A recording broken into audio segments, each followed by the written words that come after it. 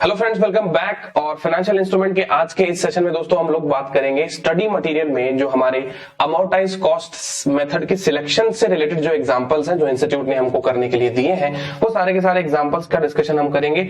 और उसके बाद में दोस्तों जो अमोर्टाइज कॉस्ट मेथड के जो प्रैक्टिकल सम्स है उनको भी हम लोग पिकअप करेंगे।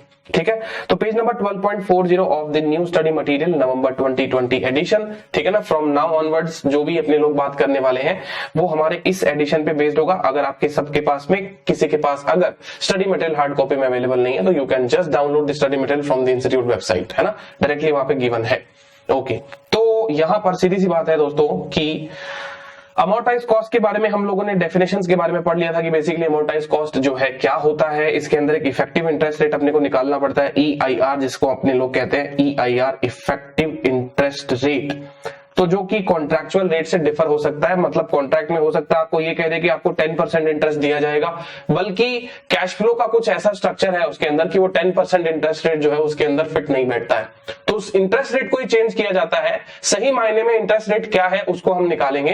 तो ये जो अपना टॉपिक होता है ये प्योर प्रैक्टिकल टॉपिक है, प्योर प्रैक्टिकल टॉपिक है। यहाँ पे हम लोग EIR को कैलकुलेट करना सीखेंगे जब हमारे पास में क्वेश्चन के अंदर कुछ फीस वगैरह होती है। ठीक है, और ये फीस जो है कुछ ट्रांजैक्शन कॉस्ट होता है हमारे पास में, है ना। तो बहुत सारी ऐसी चीजें आएगी प्रैक्टिकली जिनको अपने को सीखना पड़ेगा कि ट्रांजैक्शन कॉस्ट जो है हमारी कुछ लोन से रिलेटेड जो फीस है, जैसे कि ओरिजिनेशन फीस जो होती है, हमारे कुछ खर्चे लगते हैं लोन को देने के लिए, है ना। तो ऐसे ऐसे खर्चों का हमको क्या करना चाहिए, तो ये सारा का सारा पार्ट प्रैक्टिकल टॉपिक EIR में कवर हो जाएगा। तो इस चीज को हम लोग EIR के टॉपिक में अपने लोग कवर करेंगे, जहां पे अपने लोगों को EIR का कैलकुलेशन करना है, हिट और ट्रायल मेथड। जो अपन दो अज्यूम्ड रेट लेते हैं कैपिटल बस्टिंग में, इंटरनल रेट ऑफ रिटर्न जैसे हम लोग निकालते थे ना, सेम वो का वही कॉन्सेप्ट होगा यहाँ पे। ठीक है, तो EIR को एक बार होल्ड पे रख लेते हैं अपन यहाँ पे और बाकी की बातें कर लेते हैं कि भाई ACM को अपने को कब लगाना होता है। तो जैसा कि मैंने आप सबको बताया था दोस्तों, ACM कब लगता है, 2 टेस्ट पास होते हैं तभी लगता है। कौन सा? Hold to collect business model test और SPPI का कॉन्ट्रेक्चुअल कैश फ्लो कैरेक्टरिस्टिक जो है वो सेटिस्फाई होना चाहिए। बेसिकली मैंने क्या कहा था, बिजनेस मॉडल होना चाहिए, कौन सा वाला? होल्ड वाला। बिजनेस मॉडल होल्ड वाला होना चाहिए और उसके साथ साथ में हमारा SPPI टेस्ट जो है वो मीट होना चाहिए, तभी हम अमोर्टाइज कॉस्ट मेथड जो है लगा सकते हैं, अदरवाइज नहीं लगा सकते। तो इसी चीज का राइटअप अब यहाँ पे ये दिया हुआ है और कुछ एग्जांपल्स बताए हैं, जैसे कि trade receivable, government bond, fixed deposit, term deposits वगैरह है, loan receivable with basic features. ये सारे के सारे वो इंस्ट्रूमेंट है जो प्लेन आपके क्या है, SPPI को मीट करते हैं। दैट मींस कि यहाँ पे आपका इन्वेस्टर का इंटेंशन सिर्फ और सिर्फ प्रिंसिपल और इंटरेस्ट को कमाना है, बस वापस प्रिंसिपल लेना और उसके ऊपर एक बेसिक रेट ऑफ इंटरेस्ट को कमाना है। ठीक है ना। इक्विटी इंस्ट्रूमेंट को कभी भी अमोर्टाइज कॉस्ट पे हम लोग नहीं ले सकते, ऐसा हम लोग ने ऑलरेडी पढ़ लिया है। चलिए दोस्तों, अब कुछ क्वेश्चंस की प्रैक्टिस हो जाए। Illustration number 12, hold to collect business model test कहता है an entity purchase a debt instrument 1 lakh रुपए का। एक एंटिटी ने डेट इंस्ट्रूमेंट जो है दोस्तों वो परचेज किया है 1 लाख रुपए का। फिर कहता है instrument pays interest 6000 annually and has 10 years to maturity when purchased. Okay, the entity intends to hold the asset to collect the contractual cash flow. बताइए दोस्तों बिजनेस मॉडल क्या होगा? सीधी सीधी बात दोस्तों, इसके अंदर तो आपको बिजनेस मॉडल पता चल रहा है साफ साफ ही कि यहाँ पे बिजनेस मॉडल जो है वो आपका होल्ड करने वाला है, बिल्कुल hold to collect the contractual cash flow. इसमें कोई दिक्कत है ही नहीं, है ना। ओके, नाउ 13th इलस्ट्रेशन में आते हैं। ये हमें क्या कहता है, देखिए, entity purchase a debt instrument for ₹1 lakh and the instrument pays interest 6000 annually and has 10 years to maturity when the purchase, and the entity intends to hold the assets to collect the contractual cash flow. 6 years have passed and the entity is suffering a liquidity crisis and needs to sell the assets to raise the funds. दोस्तों मैंने आपको बताया था liquidity crisis, ये सारी चीजें क्या होती है, ये एक्सट्रीम और रेयर कहते हैं ना सिचुएशंस होती है जहां पे अपने को पैसे की जरूरत पड़ती है, तो हम ऐसी चीजों को उसके अंदर बेच सकते हैं। तो फिर उसके अंदर आपका बिजनेस मॉडल होल्ड वाला ही रहेगा दोस्तों, भले ही चाहे आप उसको बेचने की जरूरत पड़ जा रही है, कोई दिक्कत वाली बात नहीं है, ऐसा हमने ऑलरेडी पढ़ लिया था, है ना। इसलिए आपको कोई भी इसका रिक्लासिफिकेशन करने की जरूरत नहीं है, ये आपके होल्ड टेस्ट को बिल्कुल मीट करता है। एक्सट्रीम और वर्स्ट के सिनारियो में हम इसको बेच भी सकते हैं, है ना। तो इलस्ट्रेशन 12 अपना यहाँ पे हो जाता है। ठीक है, इलस्ट्रेशन 12 हो गया, 13 हो गया। चलिए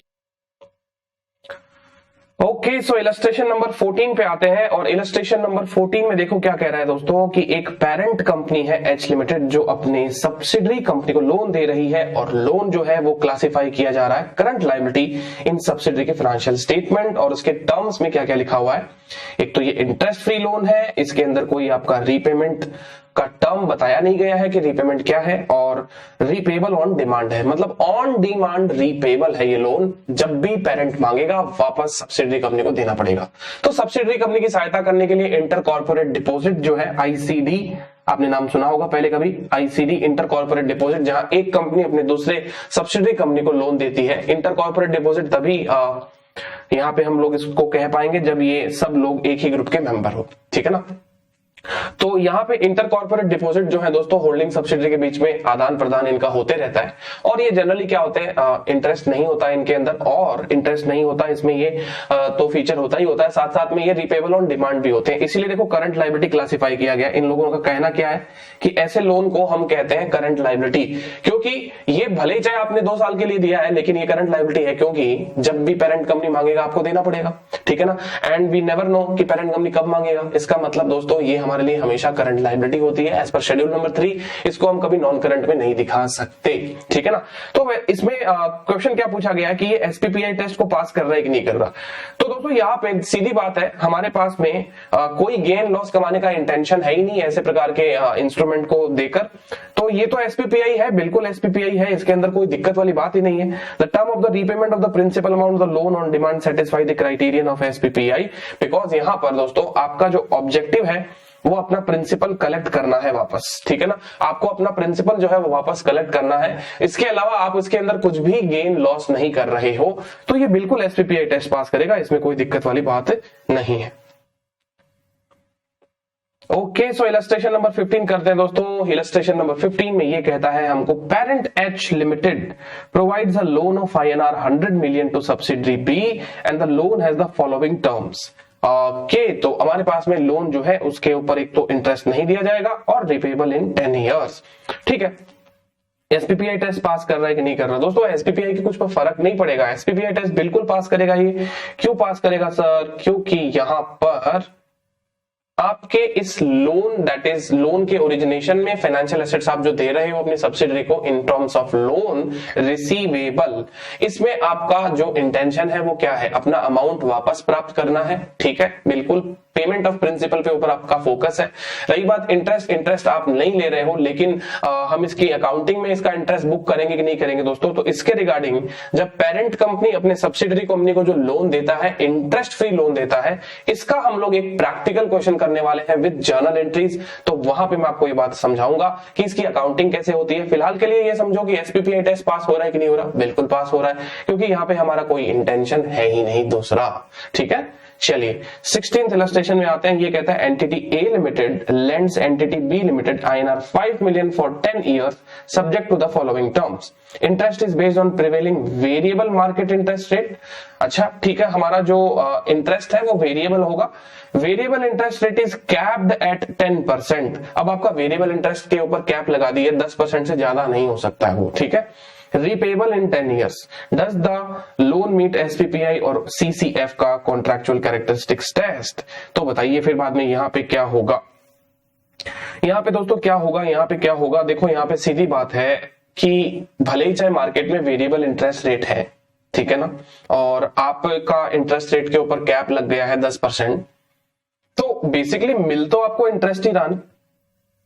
यहां पर इस इंस्ट्रूमेंट में आपको मिल क्या रहा है, इंटरेस्ट मिल रहा है, बिल्कुल। और इंटरेस्ट के अंदर जो वोलेटिलिटी आ रही है वो वोलेटिलिटी आपकी इनकंसिस्टेंट नहीं है with the basic lending arrangement, है ना। यहां पे आपको अपना प्रिंसिपल वापस मिल जाएगा, ठीक है, और कॉन्ट्रैक्ट के हिसाब से जो इंटरेस्ट बताया गया वो भी आपको मिल जाएगा। तो यहाँ पे प्रिंसिपल और इंटरेस्ट जो है इसी के ऊपर हमारा फोकस है दोस्तों, तो एसपीपीआई तो पास हो ही जाएगा ना। यहाँ पे ये आपका solely for the purpose of payment of interest और प्रिंसिपल है on the principal amount outstanding, बिल्कुल एसपीपीआई टेस्ट इसमें पास हो जाएगा। देखिए कहता है contractual cash flow for both of a fixed rate instrument और floating rate instrument that are the payments of principal interest as long as the interest reflect the consideration for the time value of money and credit risk. तो interest जो है वो basically आपका एक तो time value of money इसके consideration को बताना चाहिए, और दूसरा क्रेडिट रिस्क के बेसिस पर इंटरेस्ट जो है वो डिसाइड किया जाना चाहिए दोस्तों। तो कहने का मतलब यहाँ पे हमारा एसपीपीआई टेस्ट तो बिल्कुल पास हो ही जाएगा। आगे ये कह रहा है कि therefore a loan that contains of combination of fixed और variable interest rate meets the CCF characteristics test.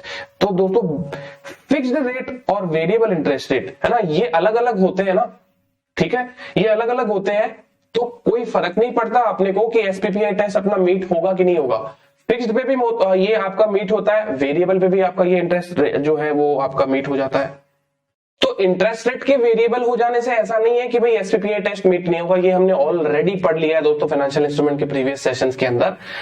Basically interest rate जो है वो आपका शेयर मार्केट इंडेक्स के साथ में अगर लिंक होता है तो जो वो वेरिएबिलिटी आती है ना, वो वेरिएबिलिटी इंटरेस्ट के अंदर टाइम वैल्यू ऑफ मनी और क्रेडिट रिस्क को कॉम्पेंसेट करता हुआ नहीं दिखाती, वो तो मार्केट के गेन को दिखा रही है ना। तो ऐसे इंटरेस्ट रेट सिर्फ नाम के इंटरेस्ट रेट है, वो तो फिर कुछ और ही है। तो ऐसे में एसपीपीआई टेस्ट फेल हो जाता है दोस्तों। अगर आपका ये normal variable market interest rate है, कोई फर्क नहीं पड़ेगा, जो आपका इन्फ्लेशन एडजस्टेड चलता रहता है या उसके ऊपर आप कोई कैप वगैरह लगा रहे हैं, तो ये सारी चीजों से आपका एसपीपीआई टेस्ट पूर्णतः कंप्लाई माना जाता है, मीट हुआ माना जाता है, ठीक है ना।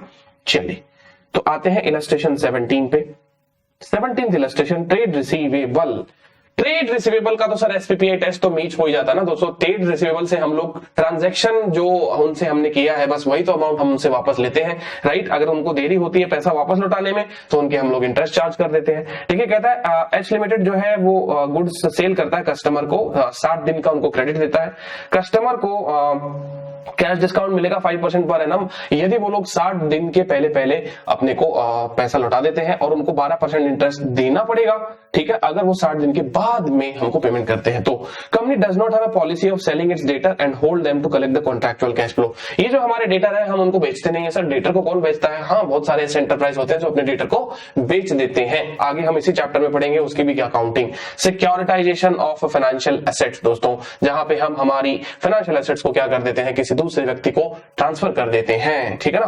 तो यहाँ पे बेसिकली क्या है, फाइनेंशियल इंस्ट्रूमेंट को आपको इवैल्यूएट करना है, तो इवैल्यूएट तो कर लिया। ये फाइनेंशियल इंस्ट्रूमेंट तो है ट्रेड रिसीवेबल, जैसा कि इंडेक्स 32 में हमने देखा था, कॉन्ट्रैक्चुअल कैश फ्लो है ना दोस्तों, है ना। और दूसरी बात ये कि यहाँ पर इसका अगर बिजनेस मॉडल अपने को लगाना है तो बताओ बिजनेस मॉडल क्या होगा। बिजनेस मॉडल होगा इसका अमोर्टाइज कॉस्ट। अमोर्टाइज कॉस्ट का मतलब क्या है, आपका ट्रांजैक्शन वैल्यू जो भी है आज आपकी आ रही है, राइट, उस ट्रांजैक्शन वैल्यू पे आप इसकी अकाउंटिंग करेंगे। और यदि कोई भी ब्याज वगैरह आपको मिलना है, दैट इज कि आप 60 डेज के अंदर ये लोग पेमेंट कर रहे हैं तो आप इनको इंटरेस्ट देंगे बिल्कुल, और अगर ये लेट कर रहे हैं तो आप इंटरेस्ट इनसे चार्ज करेंगे, है ना। तो सीधी बात है, आपका ये जो अमोर्टाइजेशन होगा इंटरेस्ट का वो प्लस और माइनस दोनों साइड में हो सकता है। आपको भी इंटरेस्ट देना पड़ सकता है और कस्टमर को भी आपको इंटरेस्ट देना पड़ सकता है। तो कहता है यहाँ पे हमारे पास में contractual right to receive cash flow है कस्टमर से, इसलिए ये फाइनेंशियल एसेट तो है एज पर इंडेक्स 32। फिर बाद में बात करें 109 की, तो 109 क्या कहता है कि further H limited business model is to test the collect will satisfy the objective to hold its trade receivable to collect contractual cash flow till the end of the maturity period and such trade receivable recorded in the books represents contractual cash flow that are solely for the payment of principal and interest if paid beyond credit period, है ना। अगर आपके debtors आपके credit period के बाद में आपको payment करते हैं तो आपको इंटरेस्ट भी मिलेगा प्रिंसिपल के साथ साथ में, इसलिए वो एसपीपीआई टेस्ट मीट करता है। अगर वो पहले पे कर देते हैं तो बहुत अच्छी बात है, ड्यू डेट को पे कर देते हैं तो आपको प्रिंसिपल दैट इज आपने जो सामान बेचा है उतना मिल जाएगा। तो ये तो हर कंडीशन में आपका एसपीपीआई टेस्ट जो है वो मीट कर रहा है। There is no complication involve in this particular illustration, ठीक है दोस्तों। चलिए इलस्ट्रेशन नंबर 18 में आ जाते हैं। इलस्ट्रेशन नंबर 18 में आ जाते हैं। ये क्या कहता है, सिक्योरिटी डिपॉजिट। ओहो, तो सिक्योरिटी डिपॉजिट दोस्तों पहले आप बताइए आपके फाइनेंशियल एसेट्स होते हैं कि नहीं होते हैं। जैसे आपने बिजली का कनेक्शन लिया, इलेक्ट्रिसिटी, आपने फोन का कनेक्शन लिया, टेलीफोन का कनेक्शन लिया आपने, तो जनरली क्या होता है, ये संस्थाएं आपसे एक डिपॉजिट रखवा लेती है कि भाई आप यहाँ पे पहले डिपॉजिट जमा करा दीजिए, जब आपको कनेक्शन कटवाना हो तो ये आपका डिपॉजिट आपको मिल जाएगा वापस, हम आपको इंटरेस्ट बिल्कुल नहीं देंगे इस डिपॉजिट के ऊपर, ठीक है। तो वैसे भी वो कोई इतना भी ज्यादा डिपॉजिट नहीं लेते कि भाई इंटरेस्ट उसके ऊपर अपने को चाहिए, ठीक है, 1 महीने का अमाउंट जितना वो कुछ डिपॉजिट रखते हैं। तो बेसिकली देखो ये देखिए यहाँ पे कह रहा है ए लिमिटेड एक कंपनी है, जैसे कि उन्होंने ऑब्टेन किया है premises from B limited on lease to carry on its business and the lease contract period is 5 year as per the lease agreement. A limited has paid security deposit to B limited amounting to ₹10 lakh. Oh my god sir, ये तो बहुत बड़ा amount हो गया है यहाँ पर कि एक एक कंपनी ने एक जमीन ली है लीज के ऊपर, प्रीमाइसेस लिया है लीज के ऊपर, जिसके रिगार्डिंग वो लोग 10 लाख रुपए सिक्योरिटी डिपॉजिट रख रहे हैं जो रिफंडेबल है after the expiry of lease agreement. वो आपका लीज एग्रीमेंट के बाद में आपको मिल जाएगा वापस। कहता है ऐसे डिपॉजिट को आपको कैसे अकाउंट फॉर करना चाहिए, कैसे रखना चाहिए। दोस्तों सीधी बात है, यहां पे देखो आपको एक बात समझनी होगी कि यहां पर सिक्योरिटी जो डिपॉजिट है, जो हमने लीज के ऊपर जो भी एसेट्स लिया है उसके रिगार्डिंग हम लोग आज 10 लाख रुपए दे रहे हैं। That means t equals to 0 पे हमारा 10 लाख रुपए का आउटफ्लो हो जाएगा। ठीक है, t इक्वल्स टू 0 पे 10 लाख रुपए का आउटफ्लो हो जाएगा। लेकिन जब हमारा ये लीज टर्म पूरा हो जाएगा दोस्तों, तब हमको ये t इक्वल्स टू मैच्योरिटी पे, मतलब t इक्वल्स टू मैच्योरिटी मतलब जब ये लीज अग्रीमेंट हमारा खत्म हो जाएगा उस समय ये 10 लाख रुपए हमको वापस मिल जाएंगे। तो ये हमारा इंटरेस्ट फ्री सिक्योरिटी डिपॉजिट है। पहले तो बात करते हैं फाइनेंशियल एसेट है कि नहीं है। बिल्कुल है, क्योंकि right to receive cash flow है आपका, right to receive contractual cash flow है एट द एंड दोस्तों, है ना, एट द एंड। तो जब एट द एंड आपको ये पैसा मिलेगा, फाइनेंशियल एसेट तो है। अब रही बात ये कि इसको अपन कौन से मेथड पे रखें, तो क्या एसपीपीआई टेस्ट मीट कर रहा है? बिल्कुल कर रहा है। Solely for the purpose of payment of principal और इंटरेस्ट, है ना। हाँ जी, आपका उद्देश्य सिर्फ 10 लाख को रिकवर करना है, ना कि और किसी चीज को। तो बिल्कुल एसीएम, इसमें अमोर्टाइज कॉस्ट तो लग जाएगा। अब इसकी अकाउंटिंग कैसे होगी मैं आपको बिल्कुल बताऊंगा, चिंता ना करें। वैसे तो ऐसा एग्जांपल मैंने आपको अमोर्टाइज कॉस्ट के इंट्रोडक्शन में भी दिया था कि आपने गवर्नमेंट बॉन्ड में इन्वेस्टमेंट किया जो आपको इंटरेस्ट नहीं दे रहा है, लेकिन बाद में आपको उसका प्रिंसिपल के जो आपको वापस मिल रहा है, मैच्योरिटी पे आपको जो अमाउंट मिल रहा है, तो उसके ऊपर आप कुछ एक इफेक्टिव इंटरेस्ट रेट निकाल के ये काम करोगे, है ना। तो वैसा ही था। प्रैक्टिकल की बातें बाद में करेंगे दोस्तों, पहले सिर्फ और सिर्फ जितना ये लोग केस स्टडी का आंसर हमसे चाहते हैं उतना बता देते हैं उनको। कहता है क्या करना है इसके रिगार्डिंग, तो एसपीपीआई टेस्ट तो पास कर रहा है, ये फाइनेंशियल एसेट भी है और एसपीपीआई टेस्ट पास कर रहा है, इसलिए इसको आप अमोर्टाइज कॉस्ट पे कैरी करेंगे। ये हमारे सारे के सारे क्वेश्चंस हो गए दोस्तों सब्सिक्वेंट अकाउंटिंग मेथड के सिलेक्शन पे। अब ये पार्ट आप सबका क्लियर हो गया ना दोस्तों, अच्छे से क्लियर हो गया। ठीक है, अब हमको बहुत बहुत अच्छे तरीके से समझना है कि चलो ये भी निपटा देते हैं। फाइनेंशियल एसेट्स जिसको हम fair value through other comprehensive income करते हैं। सर फाइनेंशियल एसेट को ओसीआई पे कैरी किया जा सकता है? बिल्कुल किया जा सकता है। क्या था हमारे फ्लो चार्ट में दोस्तों, जब हम फाइनेंशियल एसेट्स को ओसीआई के ऊपर कैरी करते हैं तो देखिए क्या कह रहा है, आपका बिजनेस मॉडल क्या है, होल्ड टू कलेक्ट और सेल दोनों वाला है। यानी इसका मतलब दोस्तों होल्ड वाला बिजनेस मॉडल फेल हो गया ना, तो एसीएम नहीं मिल सकता। जिसका होल्ड वाला बिजनेस मॉडल फेल हो गया उनको दोस्तों एसीएम कभी नहीं मिलेगा। इसका मतलब उनको क्या मिलेगा दोस्तों, बचे हुए आपके जो भी मेथड है, जो भी अपन देख पाएंगे क्या होगा इसके अंदर क्या नहीं होगा, है ना। तो एक तो ये वाली बात। दूसरा आपका एसपीपीआई जो टेस्ट है वो पास हो जाता है, तो आपको दोस्तों यहां पे क्या मिलता है, fair value through other comprehensive income करने का मौका मिलता है। Fair value through other comprehensive income, और वो भी कौन सा वाला दोस्तों, रिक्लासिफाइबल। आप इसको रिक्लासिफाई भी कर सकते हो, है कि नहीं, है ना। अगर आपका एसपीपीआई टेस्ट मीट हो रहा है और बिजनेस मॉडल आपका होल्ड प्लस सेल है, दोनों है, तो ऐसी कंडीशन में हम फेयर वैल्यू ओसीआई कर सकते हैं, लेकिन रिक्लासिफाइबल का ऑप्शन भी हमको मिल जाएगा। ये हमारा बेनिफिट एडवांटेज है इसके अंदर, है ना। ऐसा इसके कुछ एग्जांपल्स बताए गए हैं, गवर्नमेंट बॉन्ड में इन्वेस्टमेंट, है ना, और मैच्योरिटी पीरियड से शॉर्टर वाले। मतलब गवर्नमेंट बॉन्ड है वो 10 साल का है, लेकिन आपने 8 साल के लिए इन्वेस्टमेंट किया, 8 साल बाद में आप उसको बेच देंगे, ठीक है। तो ये उसका कुछ एग्जांपल हो गया। ये हो गया आपका कॉर्पोरेट बॉन्ड, जहां पे आपका इन्वेस्टमेंट पीरियड क्या है, likely to be shorter than its maturity period. तो फिर बाद में दोस्तों यहाँ पे FVTOCI, दैट मींस की fair value through other comprehensive income reclassifiable option का बेनिफिट ले सकते हैं, है ना। ओके, तो 19th इलस्ट्रेशन देखते हैं। हमारे पास में 50 मिलियन का सरप्लस फंड है दोस्तों। कहता है A has not yet found suitable investment opportunity, तो उसने एक medium dated 5 year maturity high quality government bonds में ये पैसा लगा दिया, जो आपका प्रिंसिपल और इंटरेस्ट आपको कमा के देगा। अब ये क्या कह रहा है, if a suitable investment opportunity arises before the maturity date, entity क्या कर देगा, उसको बेच देगा। अब एंटिटी यहां पे देखो फाइनेंशियल क्राइसिस की वजह से या लिक्विडेशन शॉर्टेज की वजह से नहीं बेच रहा है, लिक्विडिटी शॉर्टेज सॉरी, तो बेच कैसे रहा है यहाँ पे इन्वेस्टमेंट अपना एंटिटी, वो बेच रहा है इस वजह से कि हमारे पास में अगर कोई दूसरी इन्वेस्टमेंट अपॉर्चुनिटी मिलती है तो हम इनको बेच देंगे। तो यहां पे दोस्तों हमारा इंटेंशन क्या हो गया, hold as well as sale, hold और सेल, यानी business model H plus S दोनों हो गया। ठीक है सर, तो एसीएम तो नहीं मिल पाएगा, एसीएम तो चला गया हमारे यहां से। एसीएम अमोर्टाइज कॉस्ट मेथड हम लोग यहाँ पे नहीं लगा पाएंगे, तो फिर क्या लगा पाएंगे दोस्तों हम यहाँ पे जो दूसरा मेथड लगा पाएंगे वो क्या होगा दोस्तों, fair value through other comprehensive income reclassifiable. सर पीएनएल लगा सकते हैं, अरे पीएनएल तो किसी में भी लगाया जा सकता है ना, प्रॉफिट लॉस तो किसी में भी लगाया जा सकता है, बस कंपल्सरी नहीं है आपको। यहाँ पे ऑप्शन क्या है, आपको ओसीआईआर का ऑप्शन मिल रहा है, ठीक है। चलिए ओके, आगे बढ़ते हैं। The entity will sell the bonds and use the proceed for the acquisition of a business operation. It is likely that a suitable business opportunity will be found before maturity date. हमको ऐसा लगता है कि ऐसा होगा। Whether the investment opportunity will meet the hold to collect और hold to collect and sell business model test. तो बिल्कुल सही कहा है, यहाँ पे ये आपका हो जाएगा दूसरा वाला, hold to collect and business model जो है आपका सेल करने वाला, ये यहाँ पे एप्लीकेबल हो जाएगा। तो कहता है government bond would not meet the hold to collect business model test because it is considered likely that the bonds will be sold well before their contractual maturity. मैंने कहा था कि होल्ड मॉडल इसके अंदर बिल्कुल नहीं लग पाएगा क्योंकि आपका सेल करने का भी इंटेंशन है साथ ही साथ में। कहता है however it is likely that such investment would meet the hold to collect and sell business model test. ठीक है सर, तो अब तो आपको दोस्तों अब कॉन्फिडेंस आने लग गया होगा क्वेश्चंस को पढ़ते ही कि कौन सा बिजनेस मॉडल है, कौन सा अकाउंटिंग मेथड हमको पढ़ना चाहिए, एप्लीकेबल कराना चाहिए इन फाइनेंशियल एसेट्स के ऊपर, है ना। ओके चलिए दोस्तों फिर आगे बढ़ते हैं। आगे ये कह रहा है इक्विटी इंस्ट्रूमेंट जब आप फेयर वैल्यू थ्रू ओसीआई के बेसिस पर आप उनको क्लासिफाई करते हो इक्विटी इंस्ट्रूमेंट को।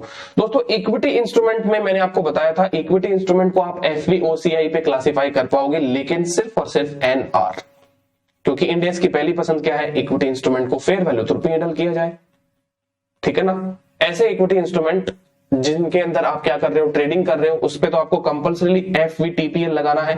लेकिन दोस्तों ऐसे आपके इक्विटी इंस्ट्रूमेंट हैं जहां पर आप ट्रेडिंग नहीं कर रहे हो, उनको होल्ड और सेल करने के बिजनेस मॉडल में रखते हो, तो वहां पे आपको एक कंसेशन मिलता है कि आप उनको other comprehensive income non reclassifiable route के बेसिस पर आप उनको डेजिग्नेट कर सकते हो सब्सिक्वेंट अकाउंटिंग मेथड में, ठीक है ना। तो इंडेस का तो वही कहना है कि इंडेस 109 चाहता है कि आप उसको पीएनएल में लेकर जाओ, लेकिन कोई इक्विटी इन्वेस्टमेंट जो आपके ट्रेडिंग के लिए नहीं रखे गए हैं, ऐसे इन्वेस्टमेंट पर आपको एक ओसीआई का मेथड आपको मिलेगा। और ये जो ओसीआई का मेथड आपको मिलता है दोस्तों, ये ओसीआई क्या है, नॉन रिक्लासिफाइबल है। नॉन रिक्लासिफाइबल है, यहाँ पे ये देखिए, यहाँ पे अंडरलाइन कर सकते हैं अपन इस चीज को कि ये ओसीआई के अंदर जब भी आप इसका गेन लॉस बुक करोगे कभी भी प्रॉफिट लॉस में नहीं जाएगा, कभी भी ये प्रॉफिट लॉस में नहीं जाएगा। हाँ, इक्विटी जो डिविडेंड अपने को मिलेगा वो पीएनएल में आता है। तो इक्विटी डिविडेंड पे हम लोग सेपरेट चर्चा करेंगे दोस्तों, यहाँ पे इक्विटी डिविडेंड के बारे में ज्यादा बात अपन नहीं करेंगे कि इक्विटी डिविडेंड की अकाउंटिंग हमको कैसे करनी चाहिए, ठीक है। तो ये सारी की सारी बातें दोस्तों हमारी हो चुकी है, लेकिन एक बार पहले हम स्टडी मटेरियल के ऊपर भी नजर डाल लेते हैं ताकि स्टडी मटेरियल से भी कोई चीज अपनी छूट ना जाए। और बाद में आता है financial assets at profit and loss, यानी आपके वो फाइनेंशियल एसेट जिन्हें आप किस पे strictly fair value through PNL कर रहे हो। जैसे कि क्या है, फेयर वैल्यू थ्रू पीएनएल आप जहां पे ये कर रहे हो दोस्तों, ये आपकी रेसिडुअल कैटेगरी है। इसका मतलब कोई ऑप्शन आपको मिला नहीं तो आप पीएनएल पे तो करोगे ही करोगे, है ना। आपके पास में और कोई चीज है नहीं, जैसे कि आप कोई भी फाइनेंशियल एसेट्स को ट्रेडिंग के लिए रखते हो, डेट इंस्ट्रूमेंट जो एसपीपीआई नहीं क्लासिफाई हो पा रहे हैं, एसपीपीआई टेस्ट को पास नहीं कर पा रहे, ठीक है ना, और जिसको आप अमोर्टाइज कॉस्ट और एफपीओसीआई पे नहीं रख पा रहे हो वो, और इक्विटी इन्वेस्टमेंट जिसके अंदर आपने इक्विटी इन्वेस्टमेंट को एफवीओसीआई क्लासिफाई करने के लिए नहीं स्वीकार किया है। दैट मींस कि इक्विटी इन्वेस्टमेंट जिनको आप स्ट्रिक्टली अब किस पे लेकर जाओगे, पीएनएल, ये उसके कुछ एग्जांपल होते हैं दोस्तों। फिर ये कह रहा है कि example of financial assets classified and accounted for at amortise cost method. दोस्तों ये गलत प्रिंट हुआ है इंस्टीट्यूट से यहाँ पर, ठीक है। देखिए दोस्तों, अमोर्टाइज कॉस्ट के ऊपर कभी शेयर्स आ ही नहीं सकते, अमोर्टाइज के कॉस्ट पे दोस्तों कभी शेयर्स आ ही नहीं सकते, ये फेयर वैल्यू थ्रू पीएनएल है। तो ये आप करेक्शन कर लीजिएगा स्टडी मटेरियल में, ये कोई इंस्टीट्यूट से गलती हो गई है लिखने में, ठीक है। अमोर्टाइज कॉस्ट नहीं हो सकता यहाँ पे। हमारे जितने भी डेरिवेटिव इंस्ट्रूमेंट्स होते हैं, हमारे जितने भी शेयर इंस्ट्रूमेंट हैं, ये सारी की सारी चीजें होती है दोस्तों, वो फेयर वैल्यू थ्रू पीएनएल हम लोग इसको क्लासिफाई करते हैं फेयर वैल्यू थ्रू पीएनएल, क्योंकि ऐसे इन्वेस्टमेंट्स हमारे गेन लॉस से रिलेटेड डायरेक्टली कोरिलेशन रखते हैं। तो यहाँ पे ऐसे इन्वेस्टमेंट में हम लोग कभी भी क्या कहते हैं उसको, अमोर्टाइज कॉस्ट तो लगा नहीं सकते, और शेयर्स पे तो खासकर नहीं लगा सकते, है ना। शेयर्स पे तो आप जानते हो दोस्तों कि शेयर्स पे हम लोग कभी भी वो नहीं लगा सकते, क्या नहीं लगा सकते, अमोर्टाइज कॉस्ट मेथड। अभी भी थोड़ी देर पहले पढ़ा था अपन ने, है ना। यस सर, आई थिंक अब अपना स्टडी मटेरियल से सारा का सारा काम हो चुका है, स्टडी मटेरियल से सारा का सारा काम हो चुका है regarding subsequent accounting method selection, है ना। तो सब्सिक्वेंट अकाउंटिंग मेथड सिलेक्शन के सारे अकाउंटिंग इलस्ट्रेशन जो है हमारे पूरे हो चुके हैं। अब हम लोग अब क्या करते हैं सर, अब हम लोग जो टॉपिक स्टार्ट करेंगे वो चालू करेंगे effective interest rate, transaction cost की अकाउंटिंग कैसे करनी है, इफेक्टिव इंटरेस्ट रेट की अकाउंटिंग कैसे करनी है। ठीक है दोस्तों, तो ट्रांजैक्शन कॉस्ट और इफेक्टिव इंटरेस्ट रेट की अकाउंटिंग कैसे करनी है, इसके ऊपर अब अपन नेक्स्ट चर्चा करेंगे। तो यहां तक अपना सब्सिक्वेंट अकाउंटिंग मेथड के सिलेक्शंस के रिगार्डिंग सारे के सारे इलस्ट्रेशन हो जाते हैं पूरे। तो अब ये काम करते हैं, यहां तक का वीडियो अपन सेपरेट रख लेते हैं और जो नेक्स्ट पार्ट होगा इफेक्टिव इंटरेस्ट रेट का, उसका सेपरेट वीडियो बनाएंगे ताकि आपको वो चीजें ढूंढने में आसानी रहे। ठीक है, तो चलिए मिलते हैं नेक्स्ट वीडियो में और thank you so much. Effective interest rate का प्रैक्टिकल एप्लीकेशन हम लोग पढ़ेंगे नेक्स्ट वीडियो पार्ट में। Thank you guys.